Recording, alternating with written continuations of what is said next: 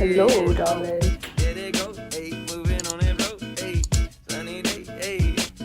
Even if the sun goes down on you, you gotta keep that shine on top, yeah. On top, yeah. On top, yeah. And even if the sun goes down on you, you gotta keep that shine on top, yeah. Comment allez-vous? Écoutez, c'est la dernière vidéo de cette année canadienne. J'aurais cru en faire bien plus, mais finalement j'étais quand même au master et j'ai quand même travaillé, ce que je n'aurais pas forcément cru possible, mais si, j'ai été obligée à un moment d'étudier. C'est alors que je m'en vais dans une semaine que j'ai décidé de faire une vidéo sur comment se passe une journée dans une université au Canada. Je suis en train de me dire que cette vidéo est beaucoup plus un bilan de mon année que A Day in My Life in Canada as a student. Mais j'ai envie de vous dire, a day in my life as a student, I wake up, I eat, I go to class, I study and I go to sleep, quoi. Y a pas... ça change pas énormément dans ce sens-là. C'est pour ça que je pense que c'est plus intéressant de faire un bilan en mode si c'est bien, si c'est pas bien, ce que j'ai aimé, ce que j'ai pas aimé, combien ça coûte. Je vais vous montrer la résidence, là où je mange, là où j'étudie, le campus en général, vous dire un petit peu mon expérience, quoi. Juste avant de commencer, je vais juste reposer le contexte. Moi, je fais mes études cette année au Clarendon Campus de la York University à Toronto. Je fais un double diplôme où en gros je fais ma première année de master ici et la deuxième en France à Strasbourg. Mon master ici s'appelait Master d'affaires publiques internationales, voilà c'est ça. Donc j'ai décidé d'habiter sur le campus parce que tout simplement trouver un logement en ligne alors que je ne pouvais pas visiter et que le loyer ici en ville pour une coloc s'élève en général autour de 1000 $ par mois. Voilà, j'ai décidé de faire résidence parce que c'était un peu moins cher. En fait mon université, il y a deux campus, le principal qui n'est pas celui où je suis, que je montrerai dans la vidéo plus tard, et celui où j'habite qui est beaucoup plus petit, qui est un campus bilingue où il y a énormément de Français qui sont en échange ici. J'ai pas beaucoup parlé anglais cette année, clairement pas. C'est parti, donc je vais commencer par vous montrer ma chambre.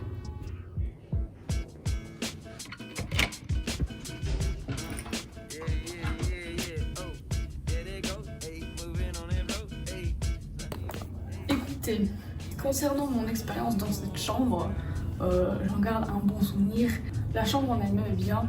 Moi c'est plus le fait d'être en résidence. Si vous avez vu mes premières vidéos, vous aurez compris que c'est trop bruyant pour moi clairement. Ah non, voilà, je fais évidemment sans souci, mais je suis contente de repartir et de pouvoir me retrouver, je pense, à un endroit un peu plus adapté à, on va dire, mon hypersensibilisation au bruit. Autant vous dire que ça m'a sauvé la vie. Ça m'a sauvé mes nuits, plus précisément. C'était The Earplugs.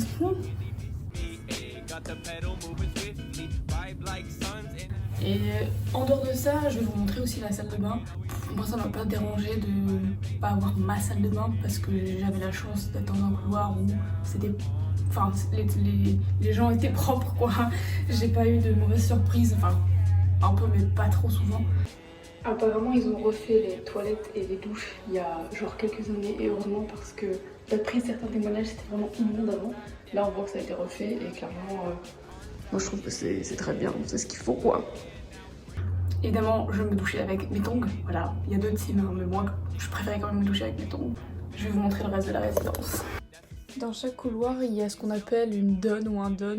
En gros, c'est un référent qui est là pour t'aider si besoin. Il est aussi censé organiser des petites activités. Là, par exemple, c'est un tableau qu'elle a rempli. Elle a mis des protections hygiéniques, ce qui est très sympa parce que je n'ai pas eu à en acheter de l'année du coup. Alors, ici à la fin de mon couloir, il y a ce qu'on appelle la common room. Toutes les maisons, à tous les étages en ont une. Donc moi, mon étage, c'est la maison A. Et chaque étage est la B, C, D, etc. Et chacun a une house. Le common house. Et la mienne en gros il y a une télé, des canapés, il y a aussi des éviers pour faire la vaisselle, un micro-ondes et voilà. Là les poubelles, je sors de mon couloir. Donc ça c'est l'accueil de ma résidence. Le soir à partir de 19 h il y a une étudiante dont en gros c'est le travail de accueillir les gens et de enregistrer ceux qui ne sont pas en fait dans la résidence. Et après minuit, il y a un vigile qui reste toute la nuit, qui fait des rounds dans le campus. Donc s'il y a un problème, on a leur numéro. Donc ça c'est vraiment super pratique.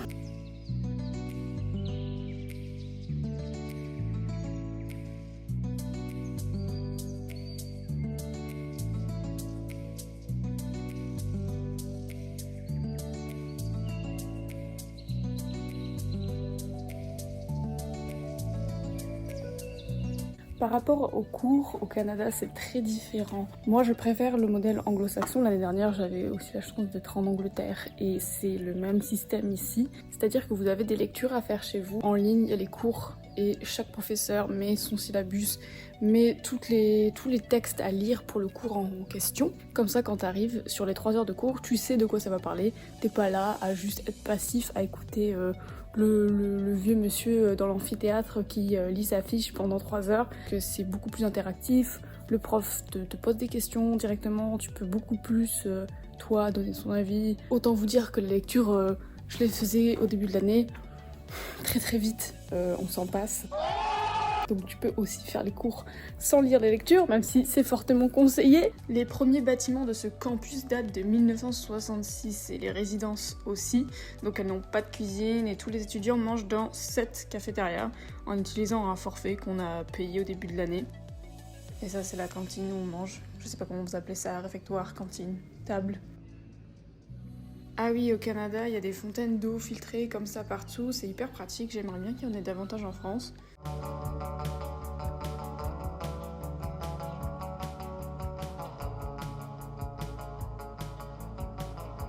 Deuxième différence, cette année j'avais cours sur 3 jours, j'avais 4 cours. Évidemment, j'avais plus de rendus à faire dans le semestre, donc des petits papiers, pas des papiers. En plus du papier final, j'avais des exposés et des petits rendus. Donc évidemment, j'avais quand même beaucoup à faire en dehors de mes cours. Mais c'était quand même beaucoup plus agréable à vivre parce que tu peux te lever tard tous les matins, tu peux faire encore une fois à ton rythme, décider de partir en week-end, alors qu'en France t'as cours souvent de 8h à 17h, t'as 1 heure pour manger, enfin c'est ridicule, je ne comprends pas. Après ces 2 ans vraiment je ne comprends pas l'intérêt de faire du 8h, 17h et après rentrer chez toi et hop là tu fais des fiches, non. Alors pause pour rappeler qu'avoir beaucoup de temps libre, ça m'a aussi permis d'avoir un job étudiant à mi-temps.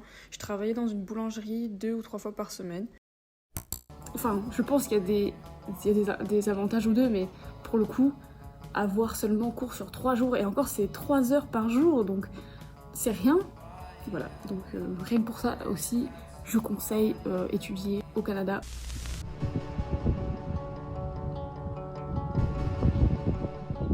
De mon campus, il y a ce grand espace vert, très agréable quand il fait beau, ce qui n'est pas souvent le cas, mais très agréable quand il fait beau.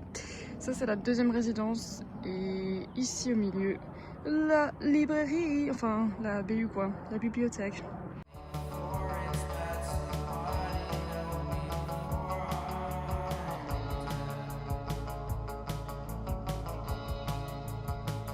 Ce qui est bien sur mon campus, c'est qu'il y a beaucoup d'espaces verts, ce qui n'est pas vraiment le cas dans le reste de la ville en soi. Toronto, c'est très grand, mais il y a surtout des buildings partout, logique. Il y a quelques parcs, mais par exemple, le campus principal de mon université, il est dans une zone commerciale, enfin, il n'y a rien de naturel là-dedans.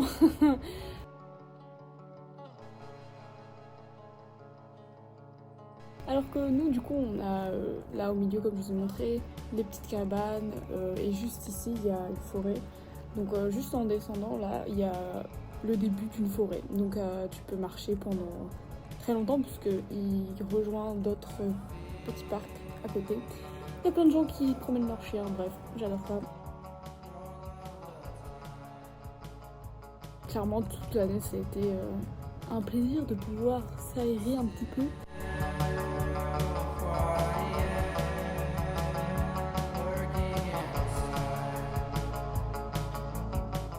Je vais trouver un petit endroit tranquille et puis on va parler de moula. Et oui, la moulaga.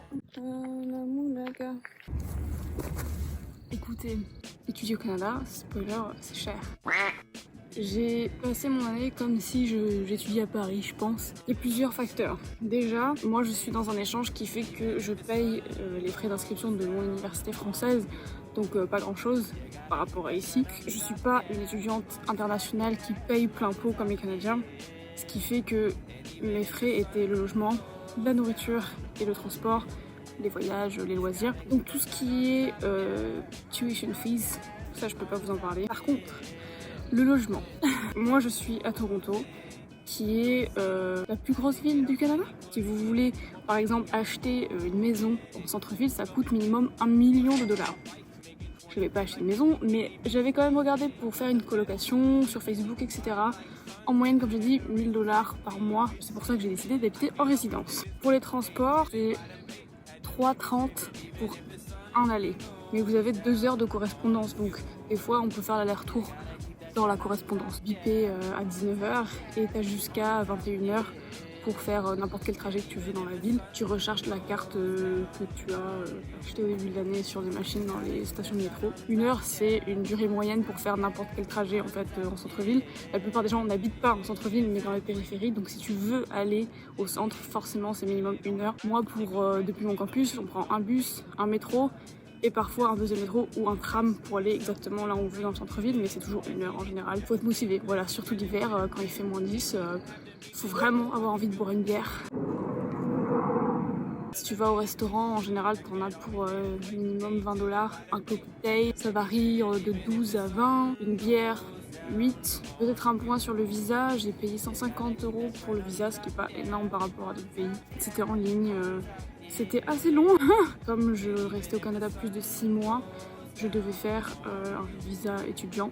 Par contre, si vous venez moins de 6 mois, vous n'avez que à faire un AVE, une autorisation de voyage électronique. L'AVE, si vous faites n'importe quel autre visa, vous l'avez automatiquement en fait avec. Mais voilà, si vous venez par exemple 2 semaines, vous n'avez qu'à payer l'AVE qui est, je crois, à 15-20 €, quelque chose comme ça. Dernier point sur les voyages, évidemment quand on est au Canada on a envie de beaucoup voyager. Comme j'ai expliqué, j'avais beaucoup plus le temps, donc avec mon groupe d'amis on était en général 4-5 et on pouvait partager les frais du voyage. Dans le Canada, je suis allée en train à Montréal, en bus à Ottawa et j'ai fait 2 parcs nationaux, donc Algonquin Park et Bruce Peninsula. Pour les parcs nationaux, il faut louer une voiture. Malheureusement, on ne connaissait personne qui avait une voiture, donc on a dû la louer. Et ici, si vous avez moins de 26 ans, ça coûte plus cher de louer une voiture, ce qui est extrêmement relou, parce que c'était pas un peu plus cher, c'était vraiment plus cher. Nous, évidemment, on prenait en plus toutes les assurances. Alors que si vous avez plus de 26 ans, vous pouvez tout simplement aller sur des applications de voitures entre particuliers, ça coûte vraiment 10 fois moins cher. En dehors du Canada, j'ai fait New York et Cuba. New York, j'ai pu y aller en bus, c'était 12 heures depuis Toronto, c'était un direct.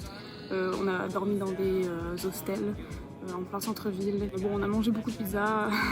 Et je suis aussi allée à Cuba, à La Havane et à Varadero. C'est une destination très prisée par les Canadiens parce que c'est pas cher du tout. Et voilà, le train aussi est très cher. Il n'y a pas grand monde en fait qui prend le train puisque c'est un pays qui est dédié à la voiture, quoi. Mais si vous vous y prenez bien à l'avance, en général un billet de train ça peut coûter 40-50 $. Aller simple. Moi j'ai passé vraiment une super année ici parce que j'ai eu la chance d'y aller en même temps qu'une amie à moi. J'ai rencontré d'autres gens très sympas. Malheureusement j'ai pas beaucoup parlé anglais, mais ça c'est spécifique à mon campus. Il n'est pas représentatif de si vous allez dans n'importe quelle autre ville du Canada ou des États-Unis. Le campus principal est beaucoup plus gros et je pense que c'est plus ça la vibe que vous aurez. Moi j'étais très contente d'être dans un petit truc, vraiment l'ambiance centre commercial, j'étais pas fan. Alors il y a des gens ils adorent, hein, vraiment il y a des gens qui auraient préféré être là-bas, moi non. D'ailleurs au niveau de la sécurité, le Canada, moi je trouve ça vraiment aucun souci. Moi j'avais un peu peur parce que voilà c'est très grand, c'est beaucoup plus grand que chez nous, mais en fait Toronto en tout cas, je me suis jamais sentie pas en sécurité. Sur l'université il y a beaucoup de gens qui sont dédiés à ça. Il y a des numéros où tu peux appeler très souvent. Là par exemple il y a des bornes d'urgence, tu peux appuyer sur le bouton et il y a quelqu'un qui arrive. Enfin de ce côté là vraiment pas de souci. Donc voilà, écoutez, si vous avez d'autres questions, comme j'ai dit, n'hésitez pas.